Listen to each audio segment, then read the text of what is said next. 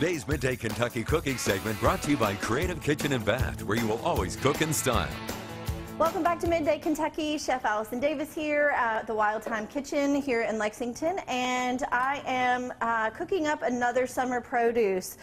This is my favorite time of year, along with fall, because there's so much harvest and vegetables and produce that goes from now until probably early October. And so one thing that we're still seeing, we're starting to get to the end of the season, but is rhubarb. And I love rhubarb because if you are like me, one of my favorite candies is Sour Patch Kids, and I almost think this like it has that reminiscent of that Sour Patch Kids because it's a tart and sour kind of fruit or vegetable, but when you add it in with fruits like strawberries and blueberries, it's just a perfect pairing. What we're going to do today, though, is a little different, and this is a recipe that's new to me, but we are going to make a rhubarb mousse. So I've taken the rhubarb and I just basically sliced it just into some small or medium dice pieces, just like that.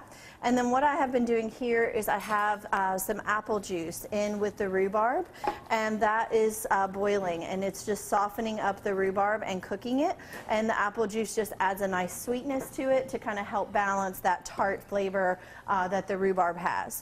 Now what's going to go with this is we're going to separate some eggs, so I just wanted to show you that because we actually are creating the mousse in a couple of layers and steps. So we take our eggs, and I'm separating our egg whites from our egg yolks, and so I typically will just kind of do it vertically and then just allow it to separate.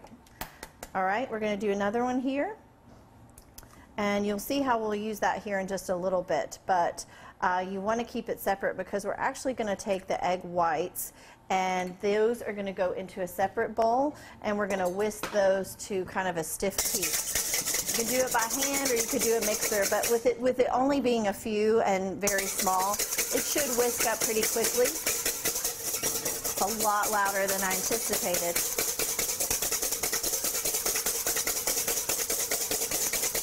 So I'm going to come back to that, but as you keep whisking, you're going to keep getting it nice and frothy, and then once it goes from that frothy state, it's going to go to more of a stiff peak. I also have a hand mixer that we'll use as well.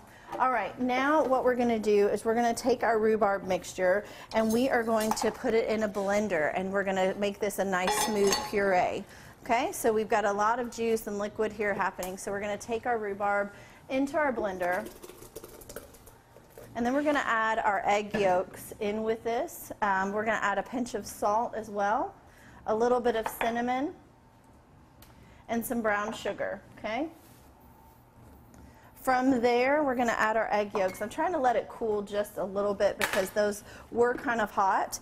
And if we were to turn it on and just put the egg yolks right away, they would most likely scramble. So I'm just trying to smooth that down. I love my Vitamix. I don't know if you all have one at home, but if you do, it's well worth the investment. It is such a fantastic tool to getting a beautiful smooth puree. All right, so we're going to take that, and once we have this nice and pureed and smooth, it's going to go back onto the stove to help thicken just a little bit. Smelling great. I love the smell of that cinnamon. This is a little, I love the red rhubarb. This is a little bit green, so the color is not quite the bright red of some, which I would like to see more of that pink color. If you wanted, you could certainly probably add a couple of strawberries in here to give it that nice bright color. So we're going to thicken that up. And then what we're going to do is we are going to make some fresh whipped cream. So I'm just going to go ahead and take this in, and we're going to switch out our blender. Whipped cream with some vanilla extract, and basically create just a nice thick whipped cream, and it gets folded in. So I'm going to switch out our blender, and I'm going to use a hand mixer just for time's sake because that is going to work a lot faster than me whisking by hand.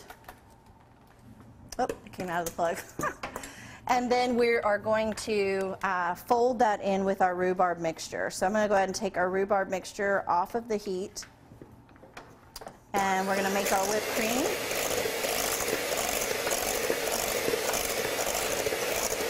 If you have difficulty getting a peak to form with your whipped cream or your egg whites, you can always add a little cream of tartar, and then that will take care of it. All right, I'm going to finish this up, but I'm going to share this recipe on our website at wtbq.com/recipes. You can find me and more recipes on my Instagram at Chef Allison Davis. You can also find more information about Wild Time at our website at wildtimecooking.com. And we will be right back after this short break. Today's cooking segment was brought to you by Creative Kitchen and Bath, where you will always cook in style.